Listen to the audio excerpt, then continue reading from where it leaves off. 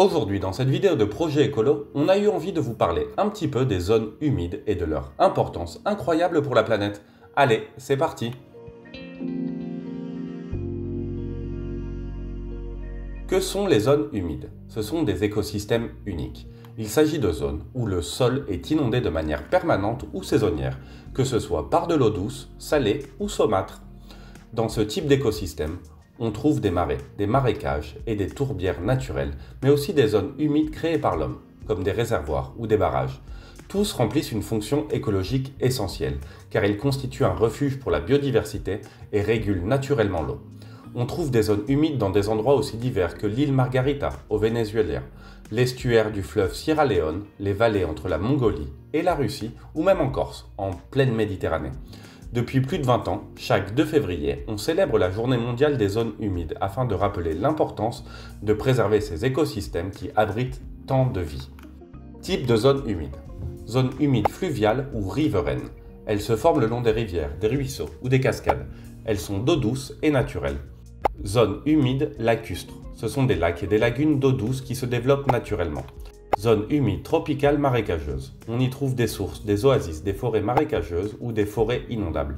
Toutes sont d'eau douce, naturelle et très abondantes dans les zones tropicales. Zone humide marine. Elles comprennent les zones côtières aux eaux marines peu profondes, telles que les plages de sable, de rochers ou de gravier.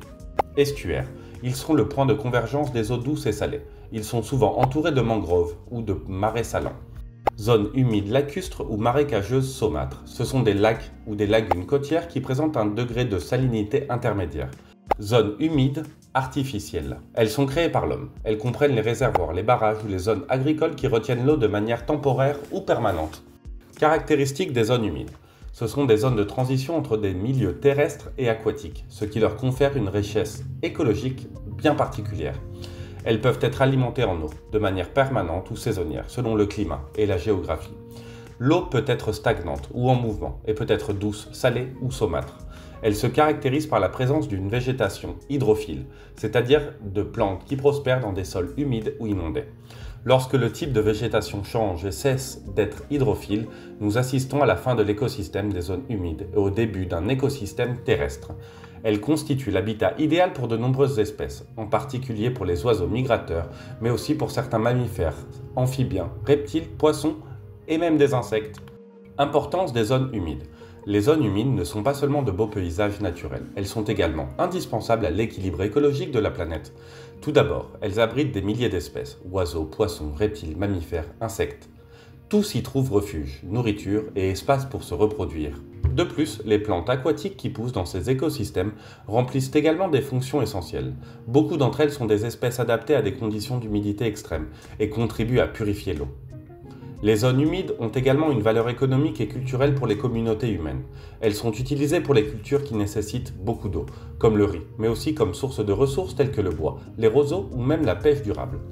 D'un point de vue environnemental, leur rôle est fondamental. Elles régulent le cycle de l'eau, rechargent les aquifères, contrôlent les inondations, stockent le carbone et contribuent à la stabilité climatique et écologique de la région.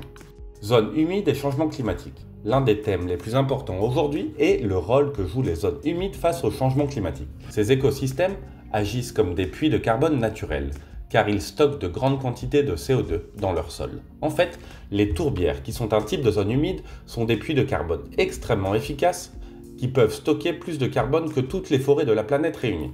Lorsqu'ils sont détruits ou dégradés, ces écosystèmes libèrent le carbone stocké, aggravant ainsi le réchauffement climatique. C'est pourquoi la conservation et la restauration des zones humides sont non seulement essentielles pour la biodiversité, mais aussi pour freiner le changement climatique.